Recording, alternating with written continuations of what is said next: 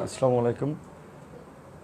এই মুহূর্তে যারা লাইভের সাথে আছেন সকলকে, যেহেতু রাত প্রায় হয়ে গেছে, মানে হচ্ছে রাত্রিকালীন শুভেচ্ছা জানাতে হয় বা শুভরাত্রি বলতে হয়, যেহেতু অনেকে ঘুমের টাইমও হয়ে গেছে ইতিমধ্যে।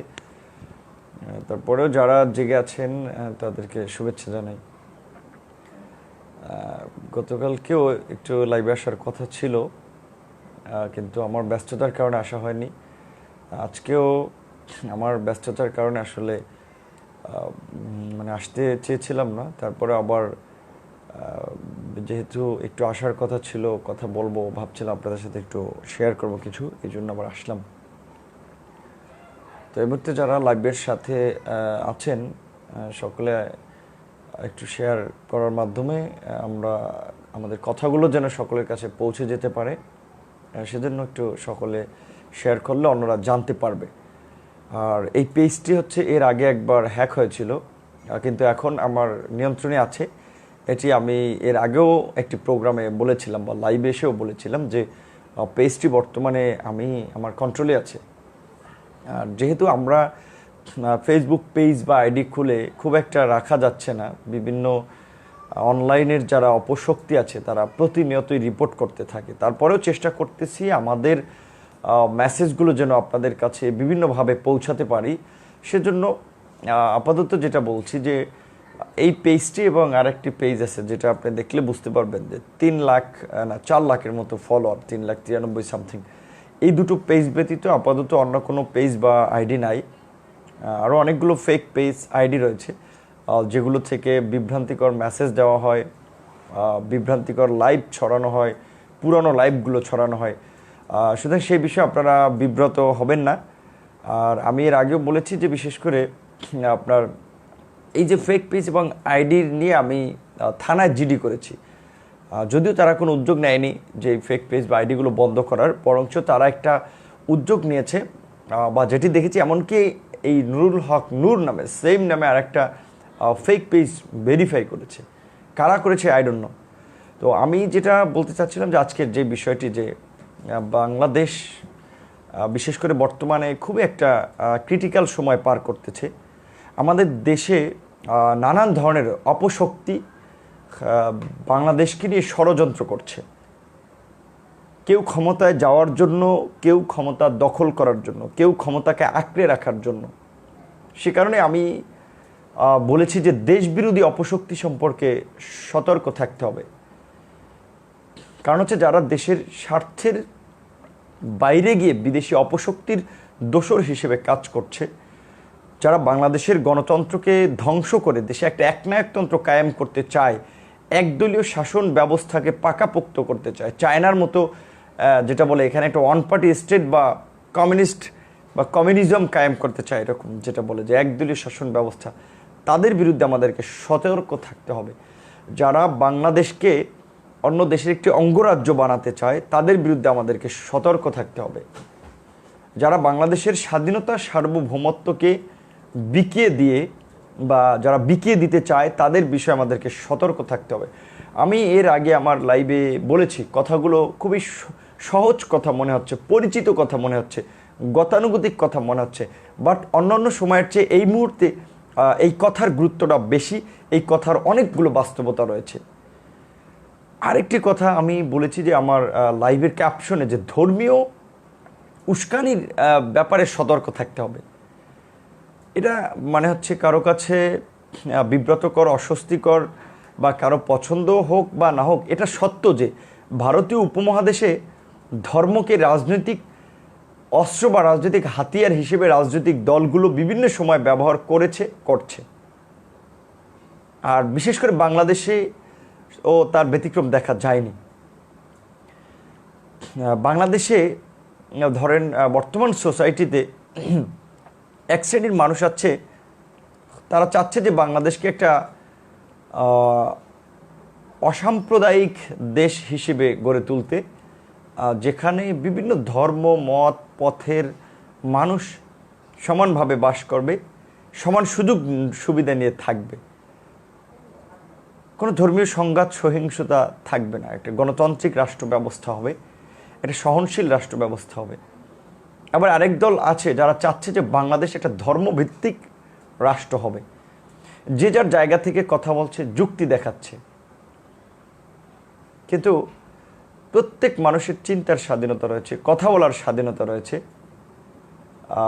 আমরা কিন্তু কারো চিন্তাকে যেটা বলে যে তার চিন্তা নিয়ে প্রোপাগান্ডা ছড়াতে পারি না, যেটা বলে যে তার চিন্তা নিয়ে আমরা হচ্ছে কি বলে বিভ্রান্তিকর তথ্য ছড়াতে পারি না যদি আমার পছন্দ মতো না হয়। কারণ আমরাও মনে করি যে বিশেষ করে বাংলাদেশ একটা অসাম্প্রদায়িক চেতনার দেশ। যদিও বাংলাদেশে 90% মুসলিম জনসংখ্যা অধ্যুষিত দেশ, কিন্তু তারপরেও আমার মনে হয় না যে বাংলাদেশের মতো কোনো অসাম্প্রদায়িক দেশ পৃথিবীর কোথাও খুঁজে পাওয়া যাবে। কারণ এখানে সকল ধর্ম মতের পথের মানুষের মধ্যে একটা সম্প্রীতি রয়েছে, একটা সুসম্পর্ক রয়েছে, সবাই মিলেমিশে বাস করছে।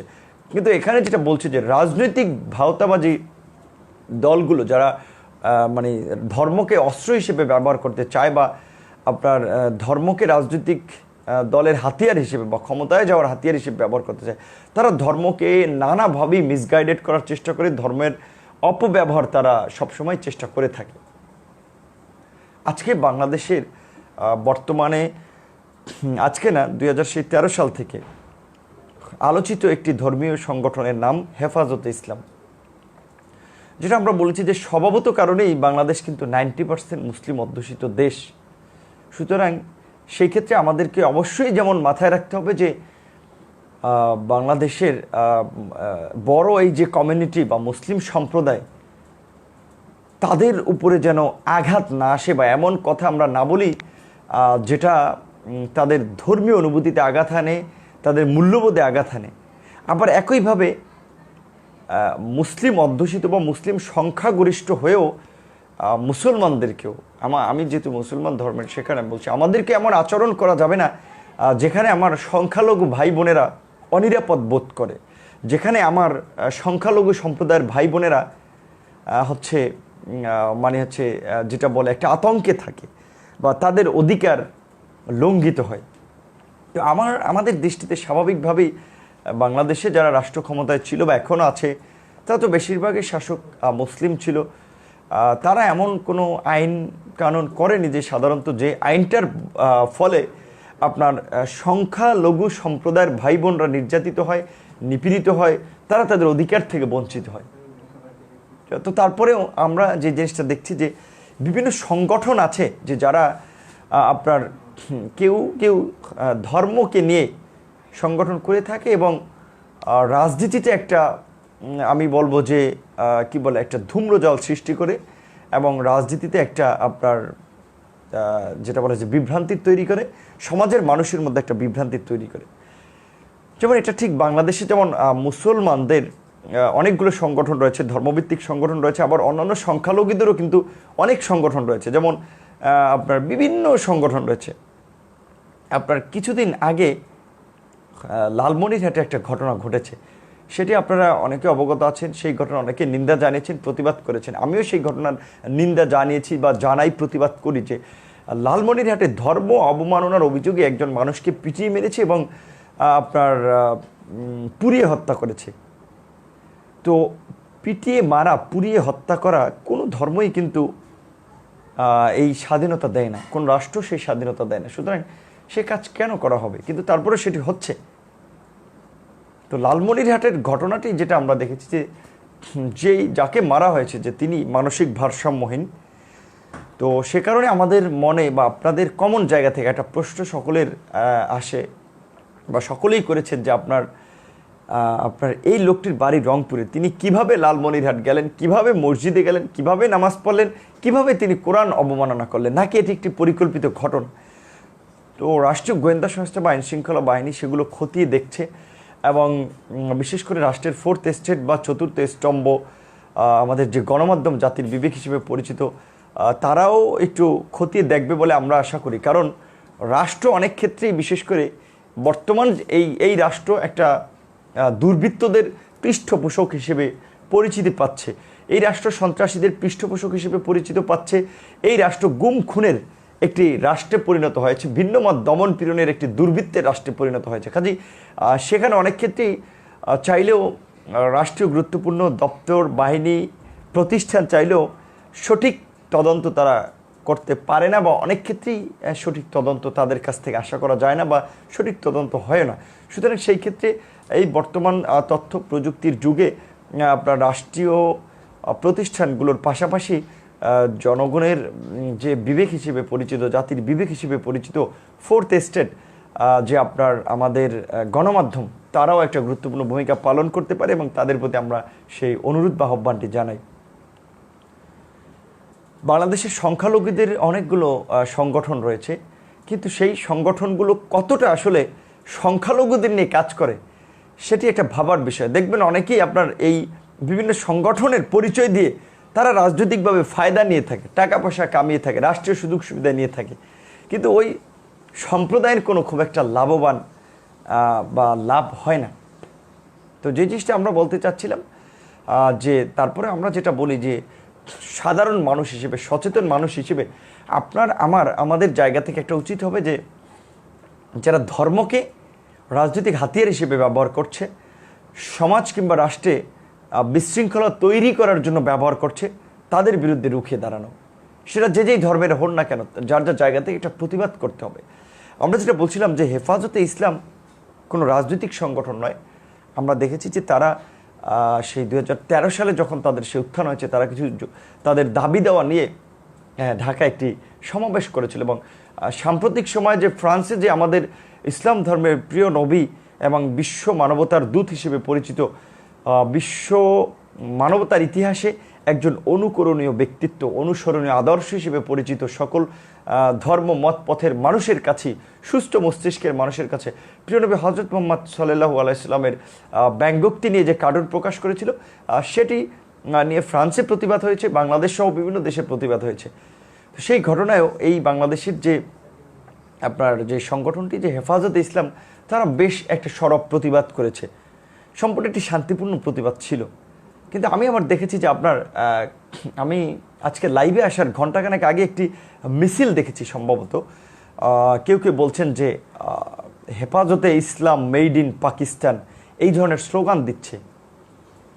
তো এটি আসলে কতটুকু মানে সহনশীল একটি স্লোগান, কতটুকু যুক্তিযুক্ত একটি স্লোগান, সেটি যারা স্লোগান দেন তাদের বিবেচনা করতে হবে, তাদেরকে ভাবতে হবে যে আমি কেন একটা বড় সম্প্রদায়কে চটাবো, কেন একটা বড় সম্প্রদায়ের বিপক্ষে আপনি স্লোগান দিয়ে তাদেরকে রাজপথে নামাবো এবং নিজেদের একটা বিপদ ডেকে আনবো। যেটি আপনার ফ্রান্স করেছে, যে ফ্রান্সে বাক স্বাধীনতা রয়েছে, ব্যক্তি স্বাধীনতা রয়েছে, সেটি আমরা ফ্রান্সের সেই মূল্যবোধকে আমরা সম্মান জানাই, শ্রদ্ধা জানাই। কিন্তু তাই বলে বাক স্বাধীনতার নামে আপনি ধর্মবিদ্বেষ কখনোই ছড়াতে পারেন না।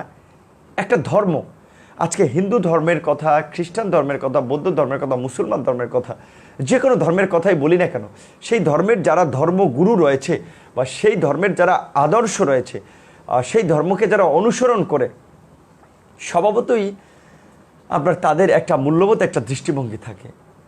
সেখানে আমি কেন একটা বৃহত্তর কমিউনিটির বিরুদ্ধে গিয়ে আমরা স্লোগান দিতে হবে, কথা বলতে হবে? হেফাজতে ইসলাম বর্তমানে বাংলাদেশে একটা বড় ধর্মীয় সংগঠন, যেমন ইসকন রয়েছে, আপনার হিন্দু বৌদ্ধ হিন্দু বৌদ্ধ খ্রিস্টান ঐক্য পরিষদ রয়েছে, হিন্দু বৌদ্ধ খ্রিস্টান কল্যাণ পরিষদ রয়েছে, সংখ্যালঘু ঐক্য পরিষদ, সংখ্যালঘু কল্যাণ পরিষদ রয়েছে, সংখ্যালঘুদেরও অনেকগুলো সংগঠন রয়েছে, আবার মুসলমানদের অনেকগুলো সংগঠন রয়েছে, কেউ আপনার ধর্মভিত্তিক বিভিন্ন সংগঠন রয়েছে, ইসলামী আন্দোলন বাংলাদেশ, খেলাফতে ইসলাম, জামাত ইসলাম, কিংবা আপনার খেলাফতে মজলিস, হ্যাঁ, তারপরে আপনার নিজামে ইসলাম, বিভিন্ন সংগঠন রয়েছে। তো এখন কোন সংগঠন কিভাবে কাজ করবে, কিভাবে রাজনীতি করবে, সেটি তাদের চিন্তা চেতনার বিষয়। এবং কোন সংগঠন রাষ্ট্রবিরোধী কর্মকাণ্ড করছে কিংবা দেশবিরোধী ষড়যন্ত্র করছে, দেশের মানুষের বিরুদ্ধে গিয়ে কথা বলছে, সেটি আমাদের দৃষ্টিগোচর হলে আমরা একটা প্রতিবাদ করতে পারি, আমরা সেই অন্যায়কে তুলে ধরতে পারি, সরকারের কাছে আবেদন জানাতে পারি। কিন্তু সেই সংগঠনের বিরুদ্ধে হামলা মামলা করা, সেই সংগঠনকে অন্যায়ভাবে সেই সংগঠন নিয়ে অপপ্রচার করা, প্রোপাগান্ডা ছড়ানোর অধিকার আমাদের নেই। তো আমরা যে জিনিসটা দেখেছি যে বাংলাদেশে বর্তমানে আপনার দীর্ঘদিন ধরেই যে একটা সম্প্রীতির উৎসব বা সম্প্রীতির মডেল চলে আসছে, সেটাকে বিঘ্নিত করতে আমি বলবো এই ধর্মভিত্তিক শ্রেণীর সংগঠনগুলোই, সেটা কোন সংগঠন সেটা আপনারা দেখে নেন কাজে কর্মে, তারা একটু অপচেষ্টা চালাচ্ছে যে আপনার বাংলাদেশের এই সম্প্রীতিকে বিনষ্ট করে বিশ্বের দরবারে বিভিন্ন রাষ্ট্রে, বিভিন্ন আন্তর্জাতিক সংস্থা, এজেন্সিগুলোর কাছে বাংলাদেশকে একটি উগ্র রাষ্ট্র হিসেবে তুলে ধরার জন্য।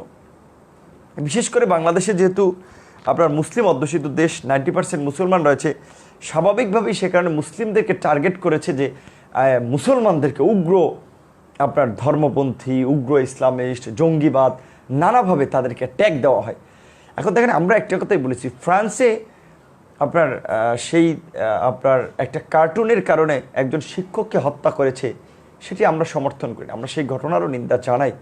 আবার একইভাবে তাই বলে ফ্রান্স যে রাষ্ট্রীয়ভাবে আপনার যে ধর্ম বিদ্বেষণের পদক্ষেপ হিসেবে আপনার যে কার্টুন প্রদর্শন করছে সেটি আমরা সমর্থন করতে পারি না। আমরা নয়, সেটি স্বয়ং ইমানুয়েল ম্যাক্রন আপনার আল জাজিরার সাক্ষাৎকারে বলেছে যে তিনি বুঝতে পারেননি যে তিনি আসলে আপনার এটি মুসলিম বা ইসলাম ধর্মের অনুসারীদের মনে আঘাত আনবে বা তাদেরকে আঘাত দেবে। কাজেই ম্যাক্রন তার ভুল বুঝতে পেরেছে। সেই জায়গা থেকে আমরা যারা সোকল সিভিল সোসাইটির বা তথাকথিত বুদ্ধিজীবী, তথাকথিত পণ্ডিত হিসেবে যারা নানা ধরনের অপব্যাখ্যা করি, অপপ্রচার করি, তাদের একটু সচেতন হওয়া দরকার। আমরা একটা কথা বলেছি যে আমার রাজনীতি আপনার ভালো লাগবে কি লাগবে না সেটি মাথায় রেখে আমরা রাজনীতি করি না। আমরা স্পষ্ট ভাষায় বলেছি যে আমরা কোনো ধর্মভিত্তিক সংগঠন নই, ধর্মীয় রাজনীতি আমরা করি না। আমরা একটা অসাম্প্রদায়িক চেতনার রাজনীতি করি, যেখানে ধর্ম, বর্ণ, মত, পথের সকল মানুষ যেন আসতে পারে, এই সংগঠনকে ধারণ করতে পারে, পাহাড় থেকে সমতল সকল মানুষ। আমরা যেমন বাংলাদেশের আপনার সিলেটের এমসি কলেজের ধর্ষণ, নোয়াখালীর ধর্ষণের ঘটনার প্রতিবাদ করি, তেমনিভাবে আমরা পাহাড়েরও আমাদের মা বোনদের সাথে ঘটে যাওয়া অন্যায় কিংবা ধর্ষণ নিয়ে আমরা প্রতিবাদ করি। আমরা যেমন সমতলে যে রাষ্ট্রীয় দমনপীড়ন চলে, গুম করা হয়, মানুষকে তুলে নেওয়া হয়, ভিন্ন মতের মানুষ ভিন্ন মতের কারণে দমনপীড়ন চালানো হয়, সেটির যেমন নিন্দা করি, প্রতিবাদ করি, একইভাবে আমাদের পার্বত্য চট্টগ্রাম অঞ্চলের কিংবা পাহাড়ি ভাই বোনদের উপরেও যে ধরনের নির্যাতন নিপীড়ন চালানো হয় অনেক সময়, সেটি একেবারেই অমানবিক, অবর্ণনীয়, সেটিরও আমরা নিন্দা করি, সেটি নিয়েও আমরা প্রতিবাদ করি। আমরা যেটা বলেছি যে বাংলাদেশকে বিনির্মাণ করতে হলে আজকে এই বিভেদ মানুষকে ঘোচাতে হবে। আমাদের মধ্যে যে ধর্মীয় বিভেদ রয়েছে, আমাদের মধ্যে যে বিভিন্ন শ্রেণীগত বিভেদ রয়েছে, সেই বিভেদ দূর করতে হবে এবং মানুষের মাঝে আপনার একটা সচেতনতা জাগ্রত করতে হবে। এই যে আমাদের দেশের যে রাজনৈতিক দলগুলো যে ধর্মকে হাতিয়ার হিসেবে ব্যবহার করে নানা ধরনের অঘটন ঘটিয়ে আসছে, বিভিন্ন সময় ঘটাচ্ছে, এবং বিশেষ করে বাংলাদেশের সংখ্যালঘু মুসলিম হিসেবে আপনার আমার অবশ্যই উচিত হবে যারা ইসলাম ধর্মকে বিতর্কিত করে, ইসলামকে বিতর্কিত করে, তাদের বিরুদ্ধে বা তাদের বিষয়ে সতর্ক থাকার।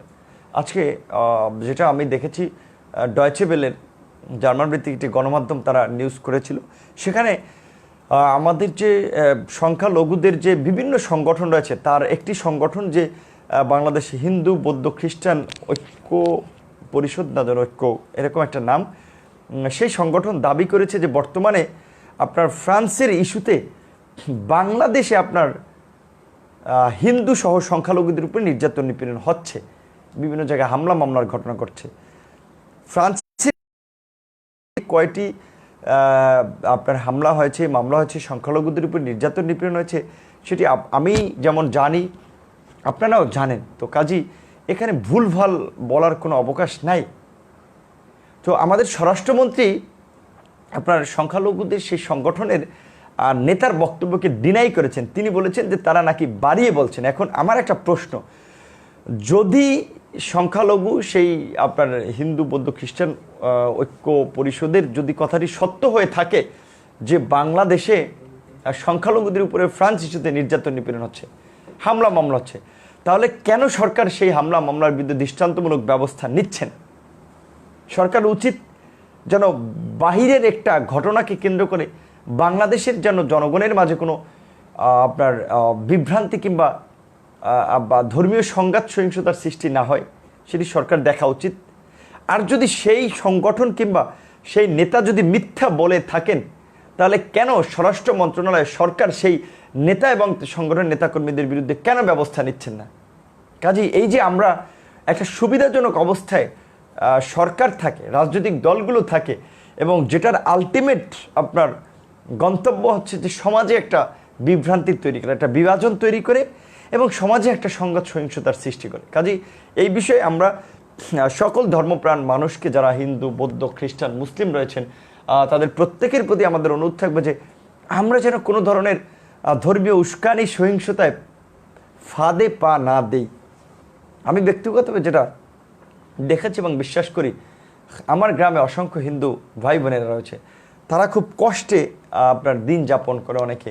সেখানে দেখি নাই এই যে অনেকগুলো সংখ্যালঘু সংগঠন রয়েছে, কোনো সংগঠন তাদের কল্যাণের জন্য কাজ করেছে বা তাদের একটা খোঁজ খবর নিয়েছে, আমার দৃষ্টিতে পড়েনি।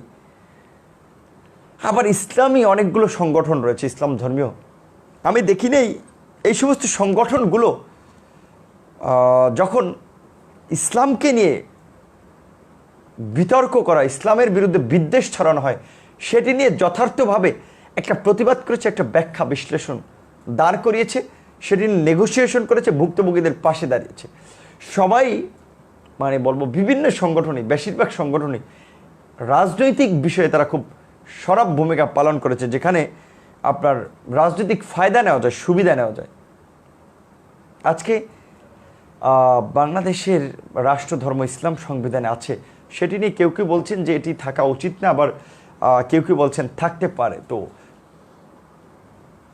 রাষ্ট্রধর্ম ইসলাম থাকবে কিনা, থাকা উচিত কিনা, সেটি নিয়ে আরেকটি বিস্তর আলোচনা করা দরকার। কারণ একটা কথা বলে ফেললেই হয় না, সেটির কথা বলার আগে যুক্তি দাঁড় করাতে হবে, তথ্য দিয়ে কথা বলতে হবে। তো সেই আলোচনা আমি আজকে করবো না, সেটি অন্যদিন করবো। আমি জাস্ট একটা কথা শেয়ার করতে চাই যে আমার সংগঠনে ছাত্র অধিকার পরিষদ, আপনারা ইতিমধ্যেই জানেন যে সেই 2018 সালের থেকেই সারা বাংলাদেশের ছাত্রদের সমাজের যে দীর্ঘদিনের কাঙ্ক্ষিত, প্রত্যাখ্যিত যে যৌক্তিক দাবি ছিল, ন্যায়সঙ্গত দাবি ছিল, যে কোটা সংস্কার আন্দোলন, সেটি নিয়ে আন্দোলন করার ফলে দেশের ছাত্রদের মাঝে একটা জায়গা করে নিয়েছে।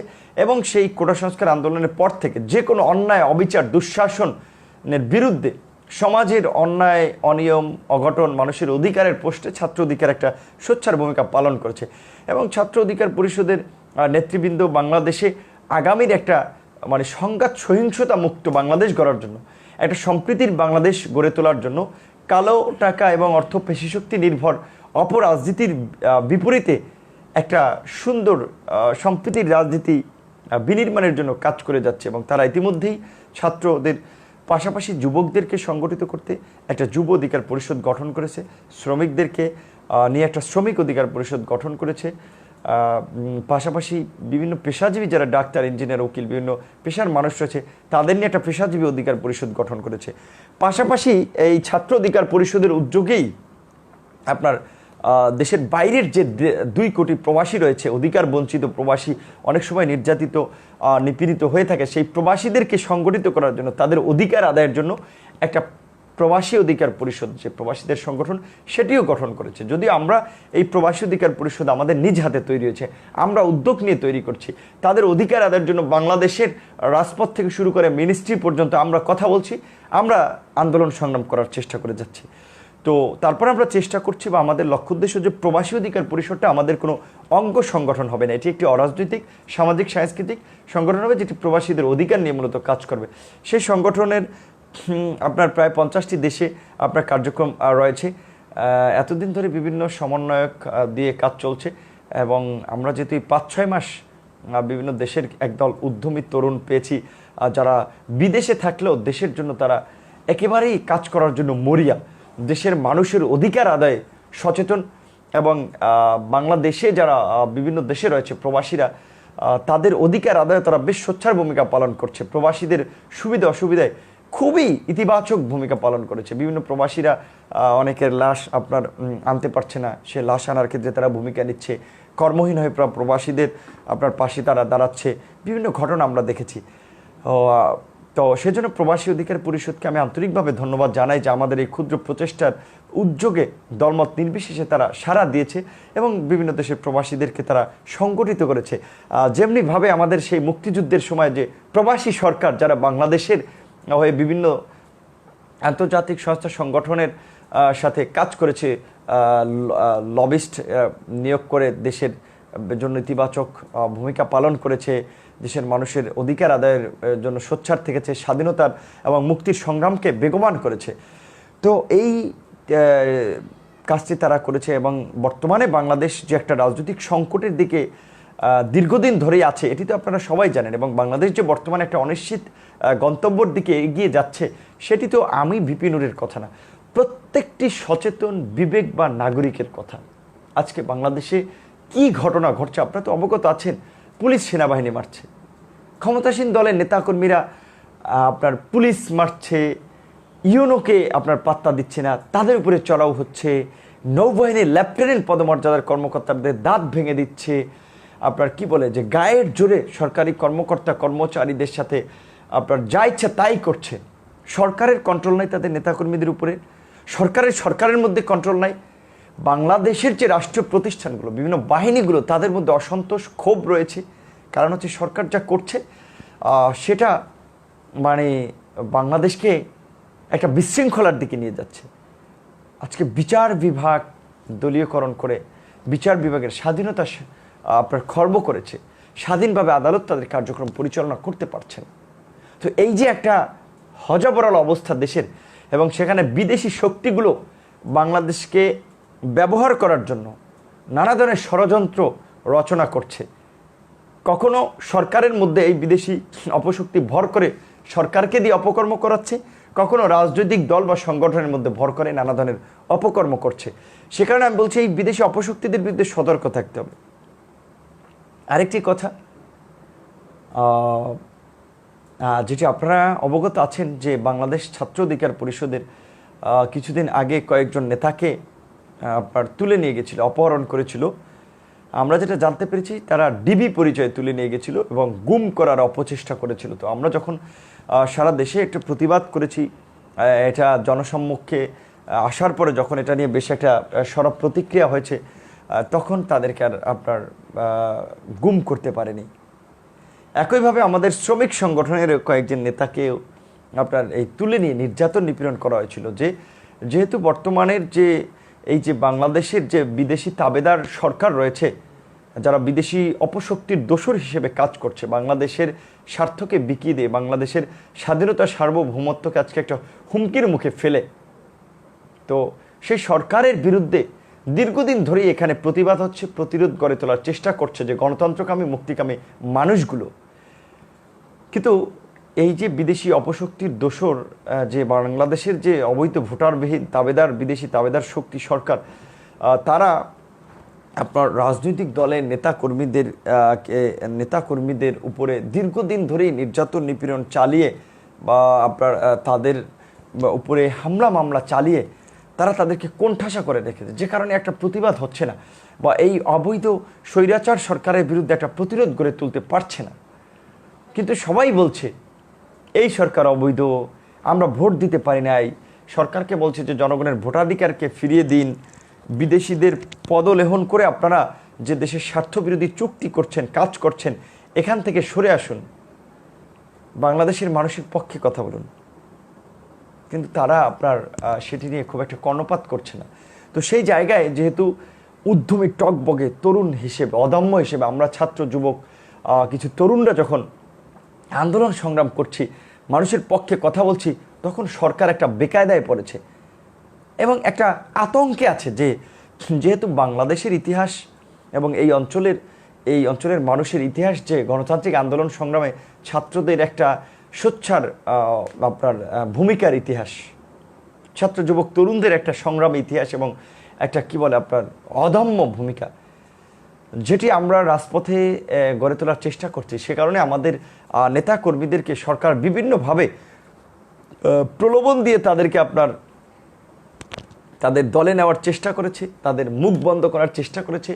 সেই ক্ষেত্রে যখন তারা সফল হয়নি, তখন আপনার নারী নির্যাতনের মতো ঘটনা, ধর্ষণের মামলা, কিংবা অপহরণ করে রাষ্ট্রীয় গুম বাহিনী দিয়ে নির্যাতন নিপীড়ন মিথ্যা হামলা মামলা নানাভাবে তারা আমাদেরকে দমন করার চেষ্টা করেছে। কিন্তু আল্লাহর রহমতে সরকার যতবার আমাদেরকে দমন করার চেষ্টা করেছে, নিপীড়ন করার চেষ্টা করেছে, নির্যাতন করে নিবৃত্ত করতে চেষ্টা করেছে, আমরা ততবার শক্তিশালিত হয়েছি।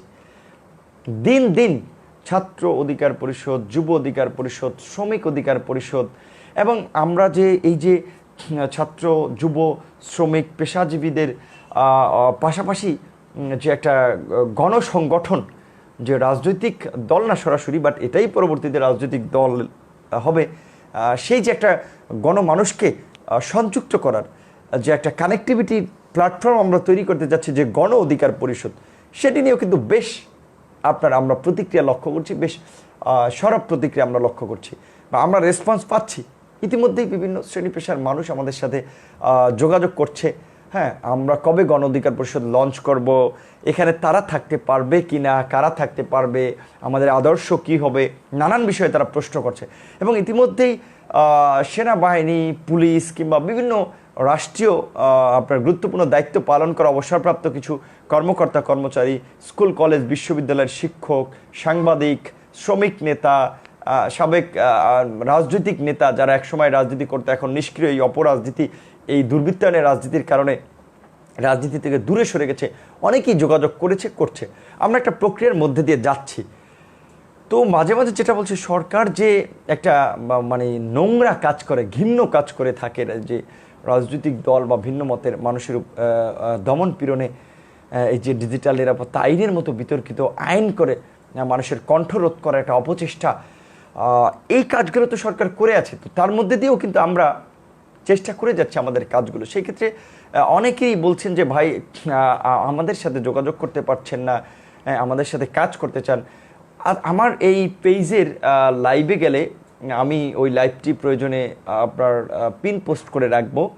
লাইভে দেখবেন যে সেখানে আমরা যে বর্তমানে সংগঠন পরিচালনার জন্য একটা গণ অনুদান সংগ্রহ করতেছি, সেখানে আমাদের বেশ কিছু সহযোদ্ধার নাম্বার রয়েছে, যে বিকাশ নাম্বার, রকেট নাম্বার, হ্যাঁ, আর নগদ নাম্বার এবং একটা ব্যাংক অ্যাকাউন্টও দেওয়া হয়েছে। যে আমরা যে রাজনৈতিক কর্মকাণ্ড করছি, এখানে তো আমাদের বেশ কিছু খরচ হচ্ছে, কারণ এখন যেটা বলে আপনার টাকা ছাড়াতেও বর্তমান যুগে কোনো কাজই করা সম্ভব নয়।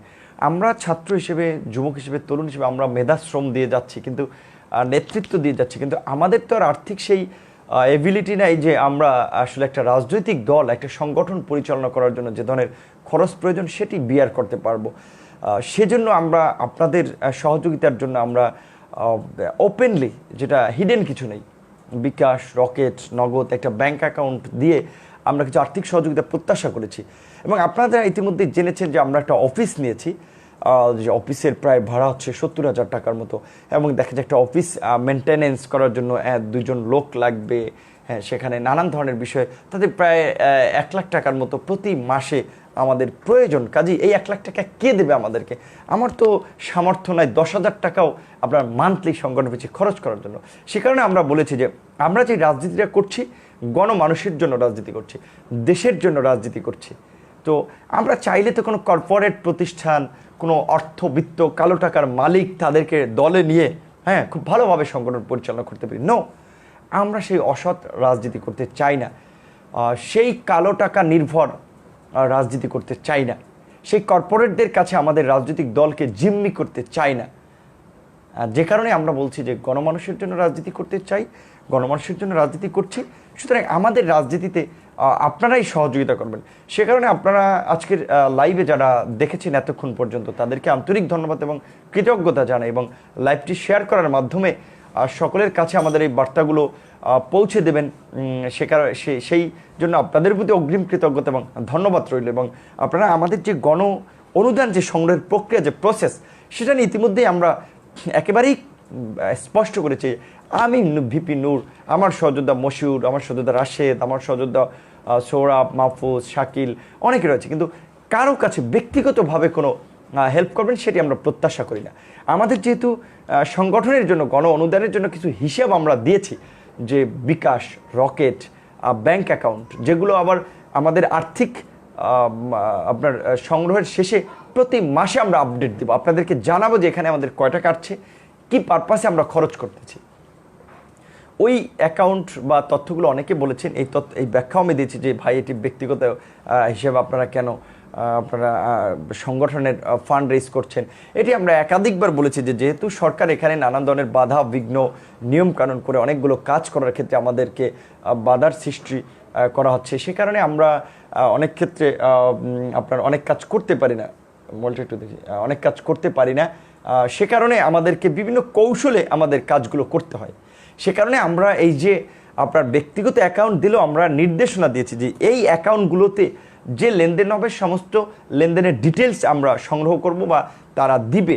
এই অ্যাকাউন্টে সংগঠনের আপনার ওই আর্থিক খাতে ব্যবহার করার পর থেকে আমরা বলেছি যে এই অ্যাকাউন্টগুলো যেন ব্যক্তিগত কাজে না ব্যবহার করা হয়। সুতরাং আপনারা যারা সেই গণ অনুদানের ফান্ডে যারা আর্থিক সহযোগিতা করবেন, আপনারা মিনিমাম দুজনের সাথে কথা বলে আপনারা সেই সহযোগিতা করবেন, যাতে আপনারা নিশ্চিত হন যে আপনার অর্থটি, আপনার হেল্পটি যে সঠিক জায়গায় এসেছে।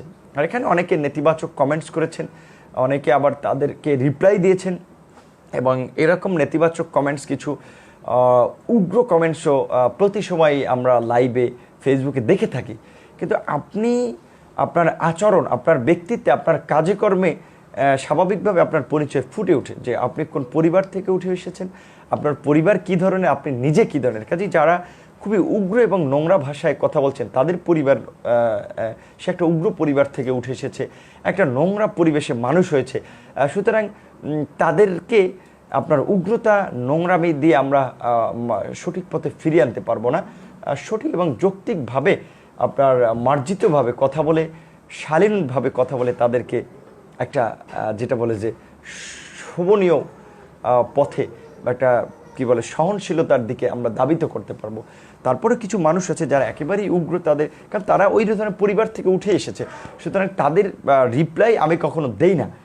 আর কারণ আমার অনেক সময়ের অনেক দাম রয়েছে, কারণ এই যে আপনারা দেখেছেন গত 2 দিন লাইভের স্ট্যাটাস দিয়েও আপনার লাইভ আসতে পারিনি, কারণ ব্যস্ততার কারণে অনেকগুলো কাজ করতে হয়, গলাটা বসে গেছে, সাংগঠনিক কাজকর্ম করতে হয়। তারপরেও আপনার এই যে যারা নোংরামে কমেন্টস করছে তাদের রিপ্লাই দেওয়ার আমাদের সময় নেই। আর একটা কথা আপনাদেরকে তথ্য জানিয়ে রাখতে চাই, আপনারা দেখবেন যে আপনার পোস্টে বেশ কিছু মানুষ সরকারের পক্ষে কমেন্টস করছে, বা আপনি যেখানে সরকার বিরোধী আপনি স্ট্যাটাস দিচ্ছেন, একটা লেখা দিচ্ছেন, নিউজ লিঙ্ক দিচ্ছেন, সেখানে দেখবেন ওই নিউজের বিপক্ষে কিংবা সরকারের পক্ষে, ক্ষমতাসীনদের দলের পক্ষে বেশ কিছু কমেন্ট করছে। সেই প্রোফাইলগুলোতে যদি আপনারা যান দেখবেন সেগুলো পেজ 5টা লাইক বা আইডি, ফেক আইডি। এগুলো কারা করছে সুতরাং সেগুলো তো বোঝার অপেক্ষা না। এগুলো সরকারি পৃষ্ঠপোষকতায়, সরকারি দলের পৃষ্ঠপোষকতায় অনলাইনে তাদের একটা সাইবার ব্রিগেড রয়েছে, যে যারা আপনার সরকারের বিরুদ্ধে এই লাইভ করে, পোস্ট দেয়, আপনার লেখালেখি করে, তাদের আইডিতে রিপোর্ট করা, তাদের ফেসবুক পেজে রিপোর্ট করা, ফেসবুক পেজে রিপোর্ট করে পেজগুলোকে নষ্ট করে দেওয়া বা রিচ কমিয়ে দেওয়া, বা আপনার আইডি হ্যাক করা। আপনারা দেখেছেন যে ইতিমধ্যেই আমার বেশ কয়েকটি আইডি হ্যাক করেছে, এখন পর্যন্ত আমি কোনো ফেসবুক অ্যাকাউন্ট ব্যবহার করতে পারছি না। জি, আপনার লাইভটি শেষ করব, চার্জ শেষ হয়ে গিয়েছে। তো যে জিনিসটা বলতে চাচ্ছিলাম যে আপনারা এই ধর্মীয় উস্কানির ব্যাপারে সতর্ক থাকবেন, এবং এই সাদা পোশাকের গুম বাহিনী যারা বাড়ি থেকে তুলে নিয়ে যাচ্ছে একজন মানুষকে, কোনো ধরনের আইনি প্রক্রিয়া মেনটেন না করে, তাদেরকে রুখে দাঁড়ান, তাদের বিরুদ্ধে সবাই রুখে দাঁড়াবেন। এবং রাতের অন্ধকারে কেউ কাউকে তুলে নিয়ে আসতে গেলে আপনারা তাদের বিরুদ্ধে প্রয়োজনে সবাই রুখে দাঁড়াবেন। যদি তাদেরকে গ্রেপ্তার করতে হয় দিনের আলোতে এসে, যথেষ্ট আইনি প্রক্রিয়া মেনটেন করে তারা গ্রেপ্তার করবে। কিন্তু ওই যে রাতের অন্ধকারের যে গুম বাহিনী যারা আপনার